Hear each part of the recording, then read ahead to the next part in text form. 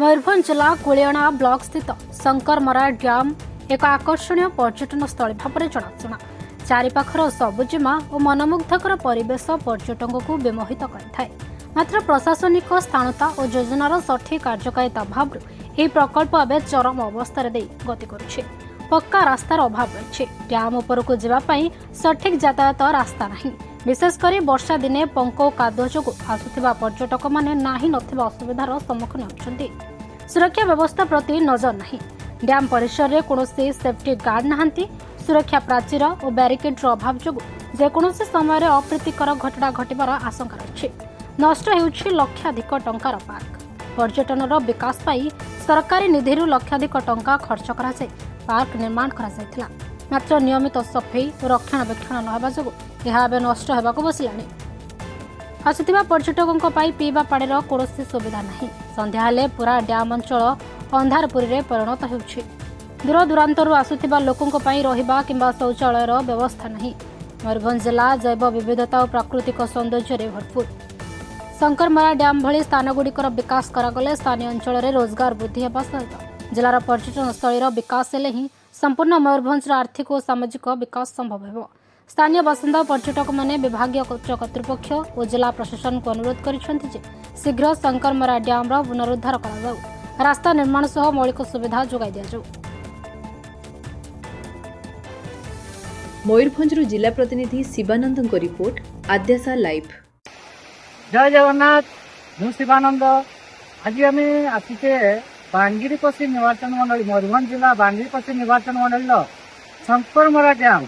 से शंकरमरा डैम जे कि मयूरभंज ओडिशा रे बहुत कम लोक जानते डैम को गोटे डैम अच्छी एते बढ़िया सौंदर्यपूर्ण डैम जो आम कैमेरा भाई को कहि देखापी एत बढ़िया तार मनोरम दृश्य जहाँकि मनमुग्ध करदेव। आम मयूरभंज जिला एक सौंदर्यमय जिला जो जिले में कि आपंकर सौंदर्य प्रकृतिर सौंदर्य भरपूर जहाँकि आप अन्य जगह खोजले पाइबेनी।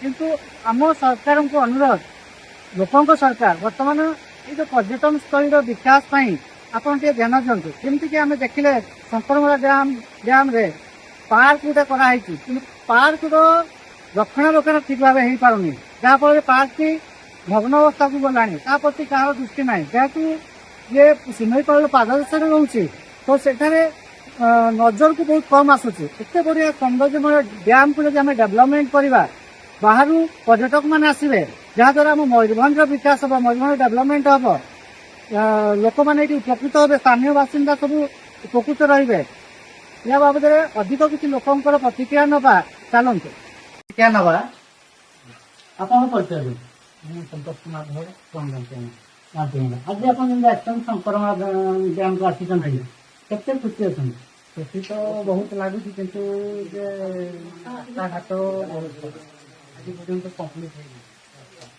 जमी आपंकर मयूरभंज जिला एक गोटे पर्यटन स्थल जिला विकसित जिला जो पर्यटन स्थल भरपूर आपन शंकरमरा डैम बापट आसती डैम डेभलपमेंट केते गुड़ हवा दरकार तो कम तो सेमती किसी हो पारे ना। पार्क भी अच्छी पार्क बहुत पार्क अवहेलित पड़ी या कोटी कोटी टका खर्च भी हो कोटी कोटी टका साधारण लोक पैसा मटी पकड़ा आप कौन दाबी रहा जिते शीघ्र कमटा करेंगे भल लगे। पर्यटक मैंने बहुत मात्रा आसी ना शंकरमरा डैम पार्क मानते सौंदर्यमय हवा दरकार। रास्ता घाट जमी आप अवहेलित पड़ा विकसित हवा दरकार। पीवाई पानी